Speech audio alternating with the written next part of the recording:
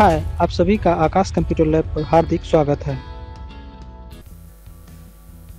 पिछले वीडियोस में हमने जो विंडोज़ 10 की जानकारी ली और उनके सभी विशेषताओं को देखा तो हमने ये ध्यान दिया कि विंडोज़ 10 जो है एक ऑपरेटिंग सिस्टम है, माइक्रोसॉफ्ट की तरफ से दिया गया बिल्कुल नया ऑपरेटिंग सिस्टम विंडोज़ 10 है। आगे चलने से पहले हम ऑपरेटिंग सिस्टम की थोड़ी सी जानकारी ले लेते हैं। What is an operating system? Operating system क्या होता है या ऑपरेटिंग सिस्टम क्या है? ऑपरेटिंग सिस्टम वो सॉफ्टवेयर है जो आपके कंप्यूटर के सभी रिसोर्सेज को, चाहे वो कंप्यूटर हार्डवेयर से रिलेटेड है या चाहे वो कंप्यूटर सॉफ्टवेयर से रिलेटेड है, इन सभी रिसोर्सेज को मैनेजमेंट करने का कार्य आपका ऑपरेटिंग सिस्टम करता है। कंप्यूटर में जितनी भी कॉमन सर्विसेज हैं और जितनी भी बेसिक सर्विसेज हैं, सभी ऑपरेटिंग सिस्टम के द्वारा प्रदान करवाई जाती हैं। एप्लीकेशन प्रोग्राम्स को चलने के लिए ऑपरेटिंग सिस्टम की ज़रूरत होती है। ऑपरेटिंग सिस्टम क्या क्या कार्य कर सकता है? What does operating system do? Operating system computer में होने वाले सभी बेसिक्स कार्यों को करता है, जैसे कि कीबोर्ड या माउस से इनपुट को प्राप्त करना, या एलसीडी, एलईडी या मॉनिटर पर आउटपुट प्रदान करना, सभी तरह की फाइल्स और फोल्डर्स का रिकॉर्ड रखना, हार्ड डिस्क में बने हुए पार्टीशन का मैनेजमेंट करना, हार्ड डिस्क में कितना डेटा स्टोर है, कितना डेटा खाली है, इन सब की जानकारी आपको ऑपरेटिंग सिस्टम के द्वारा ही प्राप्त होती है। यदि आप प्रिंटर का प्रयोग करते हैं कंप्यूटर के साथ, तो प्रिंटिंग प्रोवाइड करने का मुख्य काम भी ऑपरेटिंग सिस्टम के द्वारा किया जाता है। इसके अलावा एप्लीकेशन सॉफ्टवेयर्स को चलने के लिए जो वातावरण चाहिए, जो एनवायरनमेंट चाहिए, वो भी ऑपरेटिंग सिस्टम के द्वारा प्रदान किया जाता है। इसका अर्थ ये हुआ कि कंप्यूटर रिसोर्सेज, चाहे वो कंप्यूटर हार्डवेयर हैं या कंप्यूटर सॉफ्टवेयर हैं, उन सभी का मैनेजमेंट ऑपरेटिंग सिस्टम द्वारा किया जाता है।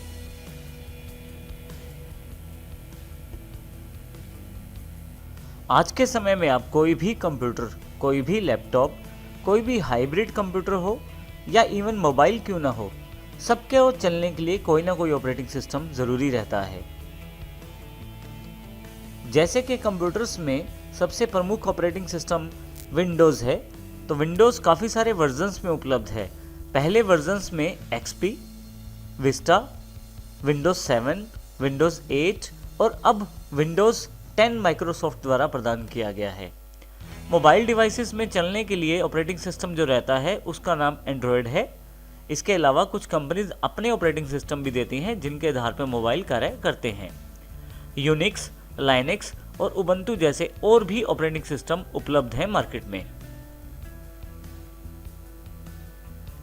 ऑपरेटिंग सिस्टम को और अच्छी तरह से समझने के लिए हम इस चित्र को समझते हैं। यहाँ पे एक पिक्चर दी गई है। यदि आप ध्यान से देखें तो बिल्कुल बीच में OS यानी कि हमारा ऑपरेटिंग सिस्टम है। सभी बेसिक्स और कॉमन टास्क ऑपरेटिंग सिस्टम द्वारा किए जाते हैं, जैसे कि कीबोर्ड या माउस से इनपुट प्राप्त करना भी ऑपरेटिंग सिस्टम का कार्य है, और उनके आधार पे CPU द्वारा जो प्रोसेस करके आउटपुट दी गई है, उनको उस आउटपुट को प्रिंटर या LCD तक पहुंचाना भी ऑपरेटिंग सिस्टम का कार्य होता है। मुख्यतः यूज़र अर्थात वो व्यक्ति जो कंप्यूटर का प्रयोग कर रहा है, उसके द्वारा दी गई सभी कमांड्स जो वो चाहता है कंप्यूटर से कार्य करवाना, एप्लीकेशन सॉफ्टवेयर से जो कार्य करवाना, वो सभी ऑपरेटिंग सिस्टम के द्वारा ही तय किए जाते हैं। जितने भी रिसोर्सेज आपको स्क्रीन पे नज़र आ रहे हैं, वो सभी ऑपरेटिंग सिस्टम के द्वारा ही समन्वित या कम्युनिकेटेड किए जाते हैं।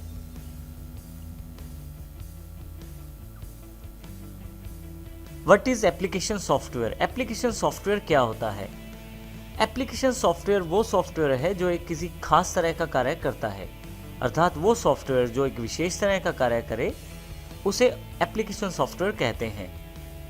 जैसे उदाहरण के लिए विंडोज़ में पेंट के नाम से एक सॉफ्टवेयर उपलब्ध होता है जो केवल पेंटिंग का कार्य करता है। इसी तरह से MS वर्ड जो MS ऑफिस का पार्ट है, उसका मुख्य कार्य टाइपिंग से रिलेटेड टेक्सचुअल टास्क को करने का रहता है। जितना भी टेक्स्ट से रिलेटेड कार्य रहता है वो वर्ड द्वारा किया जाता है। इसी तरह से एक्सेल एक और सॉफ्टवेयर है माइक्रोसॉफ्ट ऑफिस में दिया गया। एक्सेल का मुख्य कार्य कैलकुलेशन करना रहता है। हम यदि ध्यान से देखें, 3 सॉफ्टवेयर्स का जो एग्जाम्पल दिया गया है, सभी का कार्य भिन्न भिन्न रहता है। एप्लीकेशन प्रोग्राम्स को चलने के लिए एक एनवायरनमेंट चाहिए होता है जो कि ऑपरेटिंग सिस्टम द्वारा ही प्रदान किया जाता है। एक कंप्यूटर में एक से अधिक एप्लीकेशन सॉफ्टवेयर्स हो सकते हैं, परंतु एक कंप्यूटर में किसी एक समय में एक ही ऑपरेटिंग सिस्टम कार्य करता है। आइए ऑपरेटिंग सिस्टम को हम एक एग्जाम्पल के द्वारा और समझते हैं। ये बिल्कुल प्रैक्टिकल एग्जाम्पल है। यूज़र वो व्यक्ति है जो कंप्यूटर पे कार्य करता है। जब भी यूज़र को कोई कार्य करना है तो मोस्टली वो एप्लीकेशन सॉफ्टवेयर से कार्य लेता है, जैसे कि किसी बायोडाटा को बनाने के लिए MS वर्ड का प्रयोग करना, कुछ कैलकुलेशन करने के लिए एक्सेल का प्रयोग करना, या कुछ ड्राइंग बनाने के लिए MS पेंट का प्रयोग करना। तो यूज़र का मुख्य कार्य एप्लीकेशन से जुड़ा रहता है। एप्लीकेशन सॉफ्टवेयर्स को जितनी भी कॉमन कमांड्स दी जाती हैं, जैसे कि फाइल को सेव करना, फाइल को खोलना, ये सभी कार्य एप्लीकेशन सॉफ्टवेयर ऑपरेटिंग सिस्टम को आगे दे देता है। ऑपरेटिंग सिस्टम यहाँ से जितनी भी टास्क यूज़र के कार्य को करने के लिए इम्पोर्टेंट है वो सभी बैकग्राउंड पे करता रहता है, और ऑपरेटिंग सिस्टम ये सारे कार्य हार्डवेयर को कमांड देकर करवाता है। हार्डवेयर वो फिजिकल और इलेक्ट्रॉनिक पार्ट्स हैं कंप्यूटर में जो मुख्यतः ये सारा कार्य करते हैं। तो यदि हम इस प्रक्रिया को समझें तो यूज़र सभी कमांड्स एप्लीकेशन सॉफ्टवेयर्स को देते हैं। एप्लीकेशन सॉफ्टवेयर्स सभी कॉमन टास्क ऑपरेटिंग सिस्टम से करवाते हैं, और ऑपरेटिंग सिस्टम आगे ये सारे कार्य हार्डवेयर से संपन्न करवाता है। तो यहाँ यदि हम आसान शब्दों में कहें तो यूज़र, एप्लीकेशन सॉफ्टवेयर्स और हार्डवेयर के बीच में एक कड़ी के रूप में ऑपरेटिंग सिस्टम जुड़ा रहता है, और इन सभी रिसोर्सेज को मैनेज करके यूज़र के कार्य को संपन्न करता है और यूज़र के कार्य को कंप्लीट करने में मदद करता है। क्योंकि हमारी ये सीरीज़ ऑपरेटिंग सिस्टम विंडोज़ 10 के बारे में है, तो ज़रूरी है कि हम ये ऑपरेटिंग सिस्टम के बेसिक्स को जानें। इस चैप्टर का मकसद केवल आपको ऑपरेटिंग सिस्टम का ओवरव्यू देना है कि ऑपरेटिंग सिस्टम किस प्रकार कार्य करता है। क्योंकि ऑपरेटिंग सिस्टम का कार्य कंप्यूटर के सभी रिसोर्सेज, चाहे वो सॉफ्टवेयर रिसोर्सेज हैं या हार्डवेयर रिसोर्सेज हैं, सभी को मैनेज करना है। इसको इस एग्जाम्पल के द्वारा दर्शाया गया है। जैसे ही यूज़र कोई कार्य करता है तो ऑपरेटिंग सिस्टम एक माध्यम के तौर पे सभी हार्डवेयर डिवाइसेस और सॉफ्टवेयर्स के बीच में इंटरमीडिएट का कार्य करता है। जैसे कि यहाँ यूज़र कुछ टाइप कर रहा है एप्लीकेशन वर्ड में, जैसे ही वो फाइल सेव करता है तो ऑपरेटिंग सिस्टम उन फाइल्स को डायरेक्टली हार्ड डिस्क पे स्टोर कर देता है। इसी तरह से फाइल वहाँ से फिर से ओपन कर ली जाती है।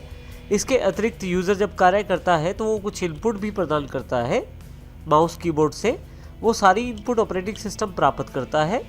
उन पे जो प्रोसेसिंग होती है वो सारा आउटपुट मॉनिटर या प्रिंटर पर भी डिस्प्ले करता है। तो इस एग्जाम्पल से हमें ये जानकारी प्राप्त होती है कि ऑपरेटिंग सिस्टम इन सभी रिसोर्सेज को मैनेज करके यूज़र को अपना कार्य आसानी से करने देता है।